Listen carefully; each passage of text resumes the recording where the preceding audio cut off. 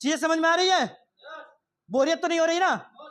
कोई बात नहीं, एकदम बोरियत नहीं होगी। अगर 5-6 घंटे बैठ जाएंगे तो कोई टेंशन नहीं है। एसी चल रही है, गर्मी है कि ठंडा है इसमें, है ना? कुछ लोग 5-6 घंटे का नाम सुन के टेंशन में आ गए, लेकिन कोई टेंशन वाली बात नहीं है। देखिए क्या है कि जिंदगी ही टेंशन में चल रही है ना? कोई आदमी ऐसा नहीं है जो टेंशन में नहीं होगा। होगा क्या? ऐसा कोई आदमी है जिसके पास टेंशन नहीं है?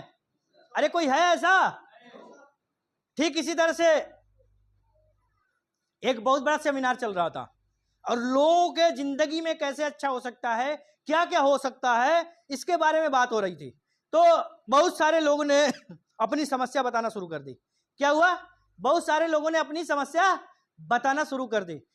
तो जो वहां पे ऑर्गेनाइजर थे वो कहे कि ठीक है, किसी के पास क्या समस्या है वो बताए। तो कुछ लोगों ने बताया, पहला खड़ा हुआ, सबसे ज्यादा परेशान आदमी किससे होता है? सबसे ज्यादा किससे परेशान होता है? अरे शादीशुदा आदमी किससे परेशान होता है? सबसे ज्यादा परेशान किससे होता है? अरे ठीक है, बोलिए तो सही। रिकॉर्डिंग लाइन में है, कोई बात नहीं, मैं भी रिकॉर्डिंग लाइन में हूं, है ना? सबसे ज्यादा जो डर होता है ना अपने बीवी से होता है। तो एक आदमी खड़ा होकर कहा, मेरी बीवी एकदम पागल है, मेरा सुनती नहीं है, मेरे हर काम में अड़ंगा लगाती है, मैं बहुत ज्यादा परेशान हूं इसलिए काम नहीं कर रहा। बहुत सारे लोगों ने बहुत सारे बहाने बताए। तो एक ऑर्गेनाइजेशन जो कर रहे थे क्या ऐसे नहीं होगा, सभी लोग अपनी समस्याएं लिखें, जिससे ज्यादा परेशान है उस समस्या को लिख के डाल दें, ठीक है ना? उस समस्या को लिख के एक बॉक्स पड़ा हुआ है आगे, उसमें डाल दें। और सभी लोगों ने ऐसा ही किया, अपनी समस्या लिख के और बॉक्स में ले जाके डाल दिया, ठीक है? बॉक्स में लिख के ले जाके डालने के बाद वो बॉक्स में उस पर्ची को मिला दिया गया। इस बात की संभावना बिल्कुल 100% है कि वो पर्ची उसको नहीं मिल सकती।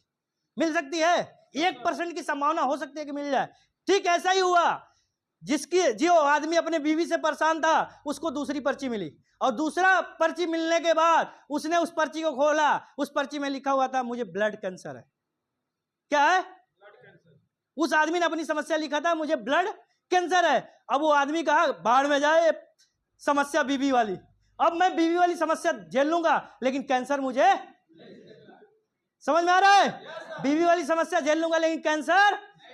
दूसरा आदमी एक पर्ची निकाला, उसमें लिखा हुआ था, जो अपने घर से परेशान था उसमें लिखा हुआ था कि मेरे बच्चे की तबीयत खराब होती रहती है और उसको खून नहीं बनने की बीमारी है, यानी उसका खून नहीं बनता है, उसका हर कुछ समय पे ब्लड चेंज होता है, मैं इससे परेशान हूं।